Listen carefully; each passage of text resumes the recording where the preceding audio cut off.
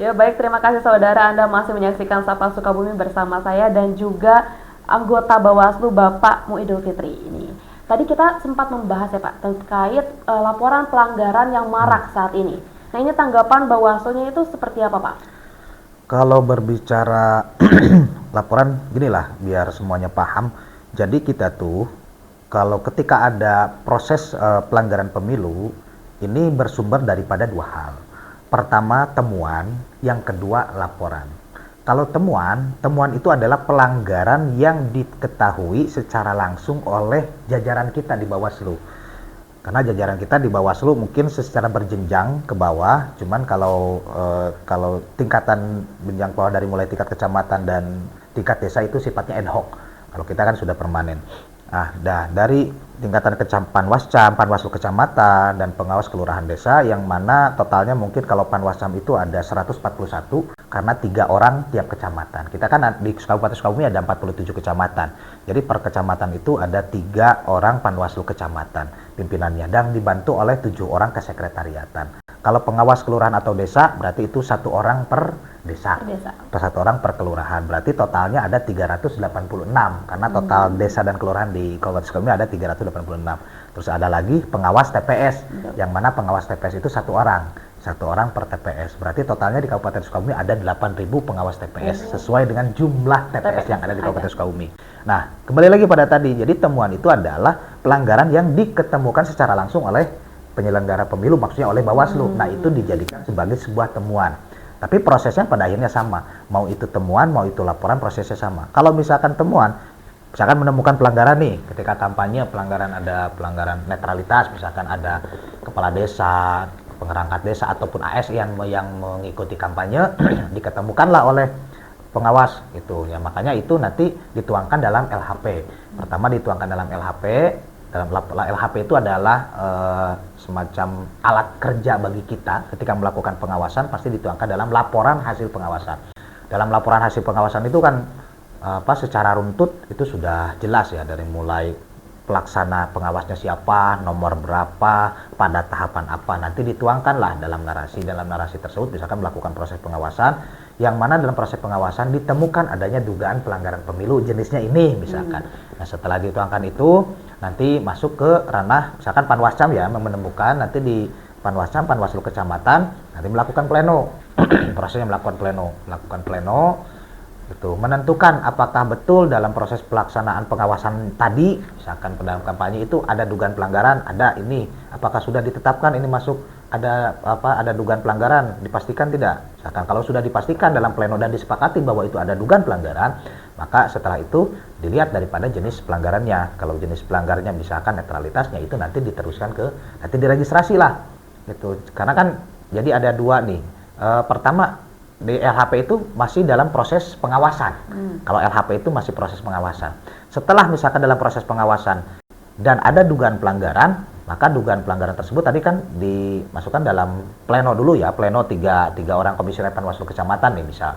Nah, setelah di pleno dilakukan kajian bahwa betul di sana ada pelanggaran, maka setelah proses pengawasan masuklah ke ruang penanganan pelanggaran. Gimana cara masuk ke ruang penanganan pelanggaran? Dasar LHP tersebut nanti itu menjadi dasar untuk diregistrasi gitu ya dalam proses penanganan pelanggaran.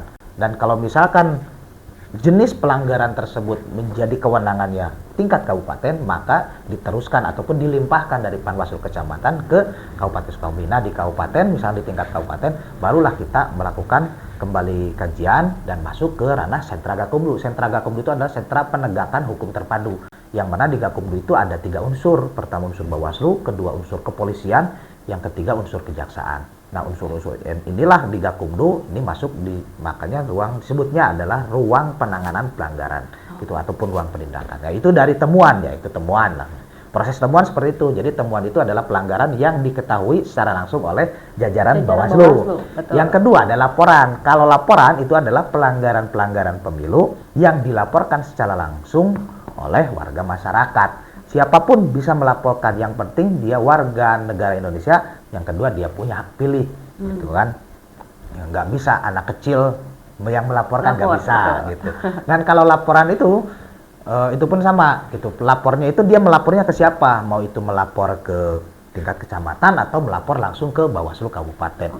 Tapi biasanya kalau kejadian di satu kecamatan tetap berjenjang laporannya, berarti harus pertama laporan ke Panwaslu kecamatan terlebih dahulu. Nah, dalam laporan tersebut tidak hanya sebatas misalkan menginformasikan, oh di sana ada pelanggaran, ini fotonya, nggak bisa seperti itu. Tapi laporannya harus juga masuk dengan saksi. Itu enggak, pokoknya intinya beginilah, bukan hanya saksi. Jadi harus tercukupi unsur formil dan material dalam laporan.